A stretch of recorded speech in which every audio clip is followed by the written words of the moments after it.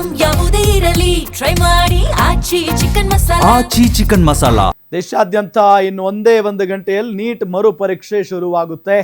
ಪರೀಕ್ಷಾ ಕೇಂದ್ರಗಳಿಗೆ ಧಾವಿಸ್ತಾ ಇದ್ದಾರೆ ಪರೀಕ್ಷಾರ್ಥಿಗಳು. ಜೊತೆಗೆ ಬಹಳಷ್ಟು ಬಿಗಿ ಬಂದೋಬಸ್ತ್. ಇಡೀ ಪರೀಕ್ಷೆ ಕೇಂದ್ರಗಳಿದಾವಲ್ಲ, ಸುತ್ತಮುತ್ತ ಎಷ್ಟು ಜನ ಪೊಲೀಸ್ನವ್ರು ನಿಂತ್ಕೊಂಡಿರ್ತಾರೆ ಅಂತ ಅಂದ್ರೆ ಪ್ರತಿಯೊಬ್ಬರನ್ನು ಪರಿಶೀಲನೆ ಮಾಡಿ ಒಳಗಡೆ ಬಿಡ್ತಾ ಇದ್ದಾರೆ.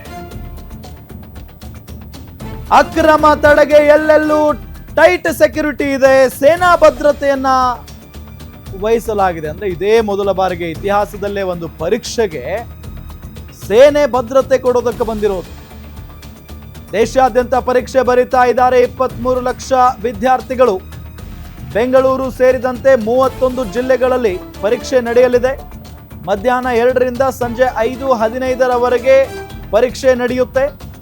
ನೀಟ್ ಪರೀಕ್ಷೆಯ ಅವಧಿ 15 ನಿಮಿಷಗಳ ಕಾಲ ವಿಸ್ತರಣೆ ಮಾಡಲಾಗಿದೆ. ಅಂದ್ರೆ ತಡವಾಗಿ ಬರೋ ಅಭ್ಯರ್ಥಿಗಳಿಗೆ ಯಾವುದೇ ಕಾರಣಕ್ಕೂ ಪ್ರವೇಶ ಇರೋದಿಲ್ಲ. NTA ಹೊರಡಿಸಿರುವ ಡ್ರೆಸ್ ಕೋಡ್ ಹಾಕಿಕೊಳ್ಳಬೇಕು ಅಂತ ತಾಕೀತನ್ನು ಕೂಡ ಮಾಡಲಾಗಿದೆ. ಬಹಳಷ್ಟು ಸಿದ್ಧತೆ ಆಗಿರೋದೀಗ. ಈಗಾಗಲೇ ಹೆಲಿಕಾಪ್ಟರ್ ಮೂಲಕ ಅಥವಾ ಈ ನಮ್ಮ ನೌಕಾಪಡೆ ಅಂದರೆ ಒಂದು ಬಳಸುವಂಥ ಜೆಟ್ ಏನಿರುತ್ತಲ್ಲ ಅದರಲ್ಲಿ ಪ್ರಶ್ನೆ ಪತ್ರಿಕೆಗಳನ್ನು ತರೋದು.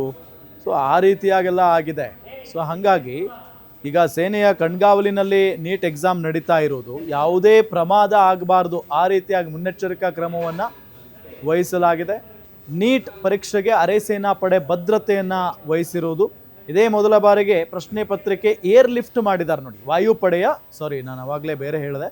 ವಾಯುಪಡೆ ಹೆಲಿಕಾಪ್ಟರ್ ಮುಖೇನ ಪ್ರಶ್ನೆ ಪತ್ರಿಕೆಯನ್ನು ರವಾನೆ ಮಾಡಲಾಗಿದೆ. ವಾಯುಪಡೆ ಫಸ್ಟ್ ಟೈಮ್ ಇಂಥ ಒಂದು ಪರೀಕ್ಷೆಗೆ ಎಂಟ್ರಿ ಆಗಿರೋದು. ಅಂದರೆ ಈ ಪರೀಕ್ಷೆ ಎಷ್ಟರ ಮಟ್ಟಿಗೆ ಇಂಪಾರ್ಟೆಂಟ್ ವಿದ್ಯಾರ್ಥಿಗಳ ಜೀವನಕ್ಕೆ. ಪದೇ ಪದೇ ಪ್ರಶ್ನೆ ಪತ್ರಿಕೆಗಳು ಸೋರಿಕೆ ಆಗ್ತಾ ಇರುವಂಥ ಹಿನ್ನೆಲೆಯಲ್ಲಿ ಸಾಕಷ್ಟು ಕಷ್ಟಪಟ್ಟು ಓದಿ ಬಹಳಷ್ಟು ಪರೀಕ್ಷೆ ಚೆನ್ನಾಗಿ ಬರೆದಿದ್ದಂಥ ವಿದ್ಯಾರ್ಥಿಗಳಿಗೆ ಅನ್ಯಾಯ ಆಗ್ತಾ ಬರ್ತಾ ಇತ್ತು. ಸೊ ಹಾಗಾಗಿ ಕೇಂದ್ರ ಸರ್ಕಾರಕ್ಕೂ ಕೂಡ ಇದು ಬಹಳ ದೊಡ್ಡ ಕೆಟ್ಟ ಹೆಸರನ್ನ ತಂದಿದೆ, ಮುಜುಗರವನ್ನ ತರಿಸುವಂತ ವಿಚಾರ ಇದು. ಸೊ ಹಂಗಾಗಿನೇ ಈ ಬಾರಿ ಯಾವುದೇ ಕಾರಣಕ್ಕೂ ಕೂಡ ಈ ಒಂದು ನೀಟ್ ಎಕ್ಸಾಮ್ನಲ್ಲಿ ಯಾವುದೇ ಎಡವಟ್ಟು ಆಗಬಾರ್ದು ಅನ್ನೋ ಕಾರಣಕ್ಕೆ ವಾಯುಪಡೆ ಕೂಡ ಇದರಲ್ಲಿ ಎಂಟ್ರಿ ಆಗಿರೋದು.